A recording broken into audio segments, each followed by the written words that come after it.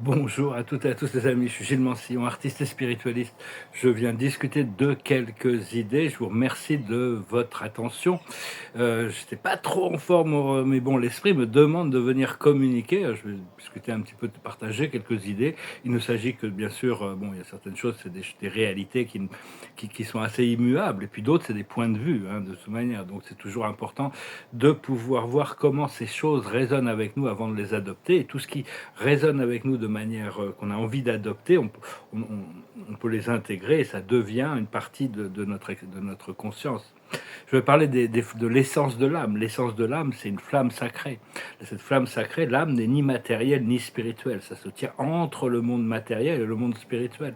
Le monde spirituel est beaucoup plus ancien, il est éternel, il a toujours existé. Mais le monde matériel a eu un début. Et quand Dieu a créé ce monde matériel, tout cet univers, des univers matériellement, le cosmos, euh, les esprits maîtres ont créé toutes sortes des plans qui faisaient qu'on pouvait rejoindre du monde matériel au monde spirituel, parce que c'est tellement, tellement, tellement lointain qu'il fait tout un monde intermédiaire qu'on appelle morantiel. Et l'âme, la nature de l'âme, c'est une flamme sacrée qui est de nature morantielle. Alors, les flammes sacrées, pour ceux qui ont déjà été un peu exposés à ces idées, sont des énergies, des énergies de lumière qui sont connectées à notre ensemble de chakras. Et dans ces flammes sacrées, chaque fréquence bon, il y en a que 7 ou 12 qui sont connectés notre nature multidimensionnelle, mais on est connecté à d'autres couleurs, d'autres flammes sacrées qu'on apprend aussi à utiliser, à intégrer à l'intérieur de nos chakras, bien que chaque chakra soit une couleur dominante, hein, le rouge, l'orange, le jaune, le vert émeraude, le bleu, l'indigo et le violet, hein, traditionnellement. Et à l'intérieur, toutes ces portes d'énergie, hein, qui nous font qu'on communique avec ces énergies de manière inconsciente pour la plupart, tant qu'on n'a pas activé notre corps de lumière. À l'intérieur de chacune de ces fréquences, il y a un maître ascensionné et sa contrepartie féminine, un archange, c'est un archéa, sa contrepartie féminine, et un Elohim et sa partie féminine. Donc tout ça, c'est régularisé, on y sera positionné plus tard pour soutenir certaines fréquences de lumière. Il n'y a que deux fréquences de lumière qu'on peut utiliser abondamment sans avoir nécessité de protocole. C'est la flamme rose de l'amour, inconditionnelle, et la flamme violette des transmutations. Ce sont les deux seules flammes que l'on peut utiliser sans protocole. Toutes les autres, il y a des protocoles d'utilisation, comme la flamme émeraude, par exemple, la flamme verte de la guérison. On doit avoir l'accord de la personne de recevoir cette guérison, ou tous les flammes diamants, toutes sortes de les flammes rubis, la flamme blanche aussi peut être utilisée de manière assez sans trop de protocole. Cela dit, il faut déjà avoir intégré cette fréquence de la flamme blanche qui inclut toutes les autres fréquences de lumière à l'intérieur de la flamme blanche du créateur, la fréquence de la lumière blanche. Il y a toutes les fréquences à l'intérieur, toutes les flammes, toutes les lumières à l'intérieur de cette flamme blanche, mais pas dans la même proportion. Et donc, personnellement, je travaille à l'intérieur. Mon ascension se passe dans une fréquence jaune et blanche de lumière, mais je communique à travers la divinité dans une fréquence bleu assez claire, une fréquence de bleu clair. Enfin, tout ça, chacun, on doit vraiment, au fur et à mesure qu'on ouvre notre troisième œil, ces flammes se révèlent, et en attendant, on les active grâce à notre intention. C'est bien de pouvoir continuer à se baigner dans cette flamme violette des transmutations. Vous pouvez appeler le maître Saint-Germain ou Lady Portia, l'archange Zadkiel ou Madame Améthyste, qui peuvent aussi vous assister dans cette transmutation, parce que bon, on a besoin de transmuter, il y a beaucoup de choses d'énergie à transmuter.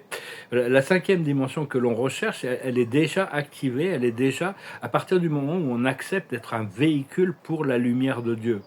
Et donc cette lumière, elle se révèle dans l'unité et l'amour qui connecte toute la vie, qui est l'unité des choses.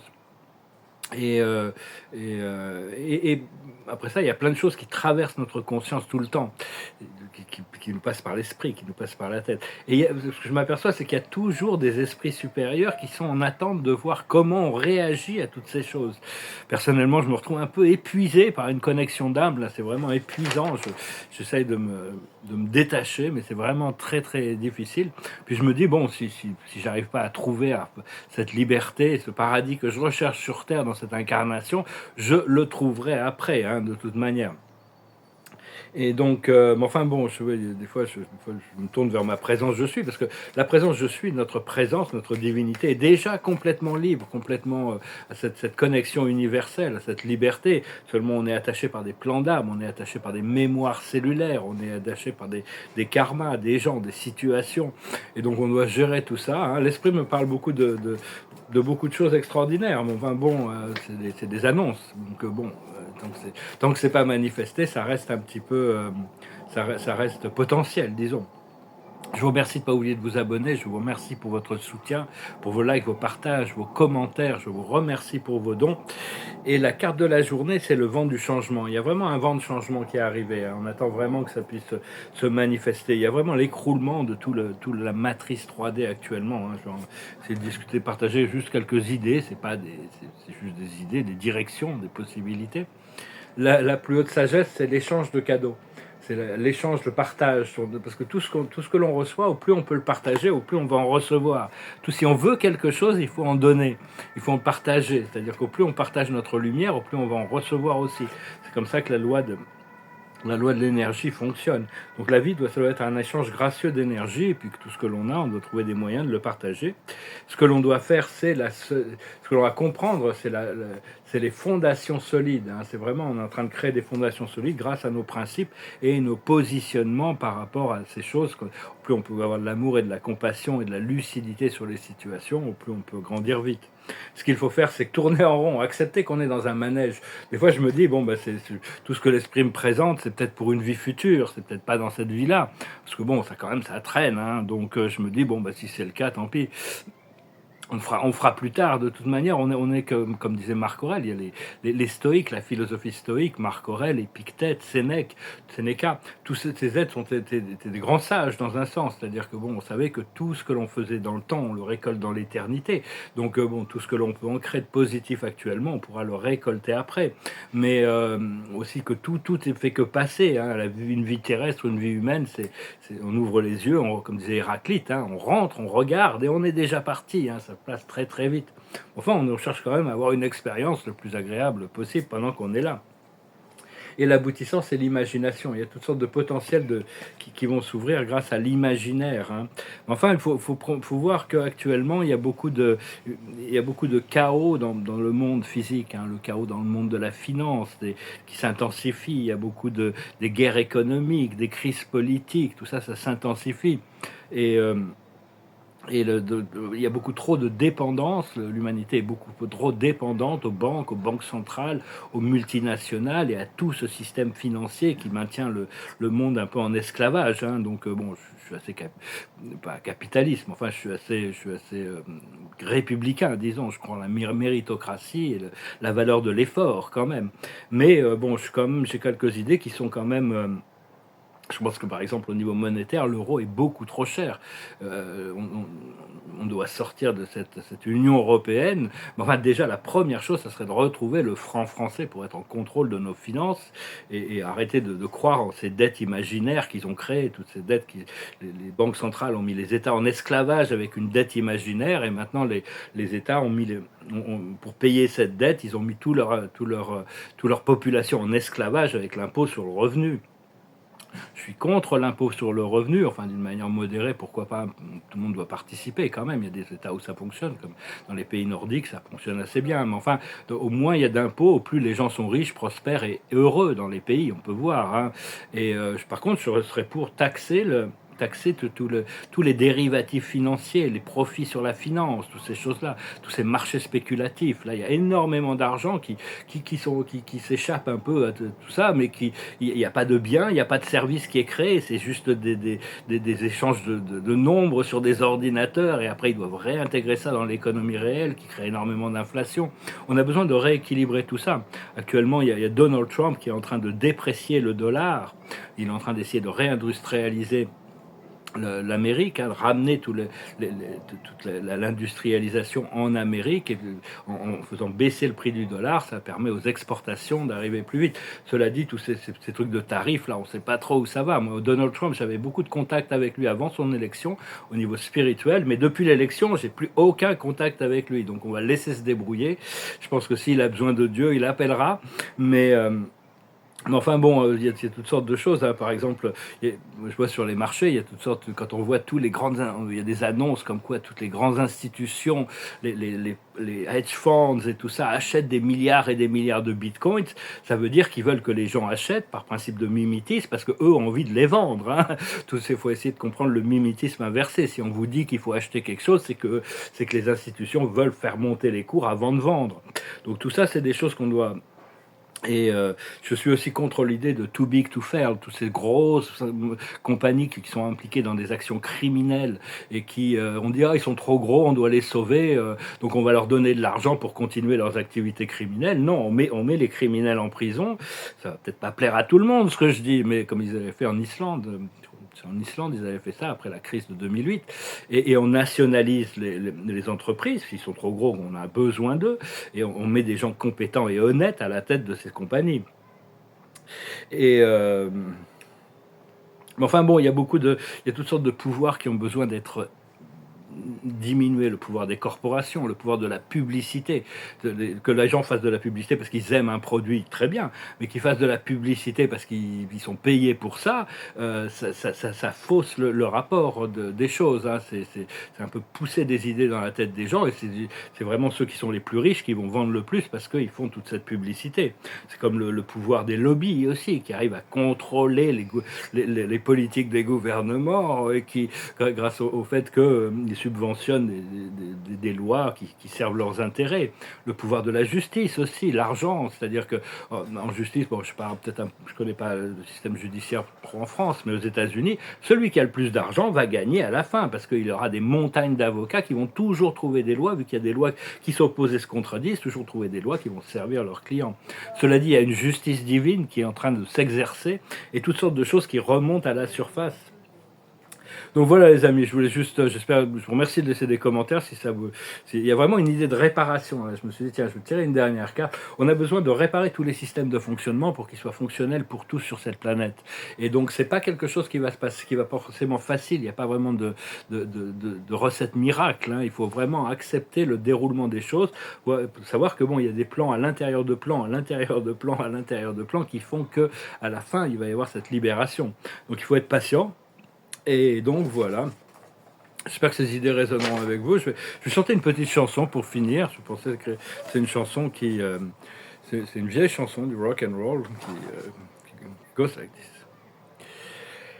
There is a house in New Orleans they call the Rising Sun.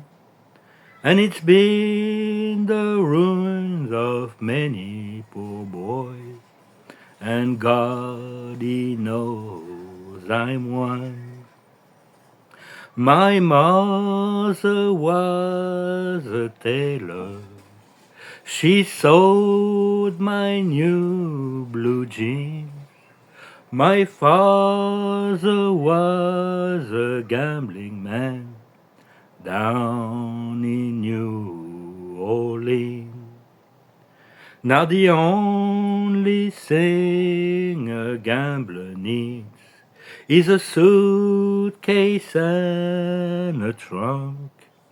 And the only time that he's satisfied is when he's all drunk. I've got one foot on the platform, the other on the train, and I'm going back to New Orleans to wear that ball and chain. My mother, tell your children never to do what I have done, to spend your life in sin and misery in the house of the rising sun.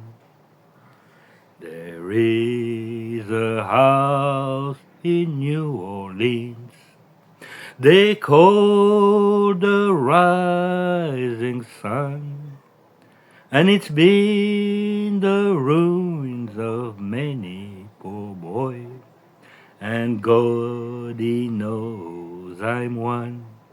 And God, He knows I'm one. C'est vraiment l'histoire de quelqu'un qui fait son mea culpa.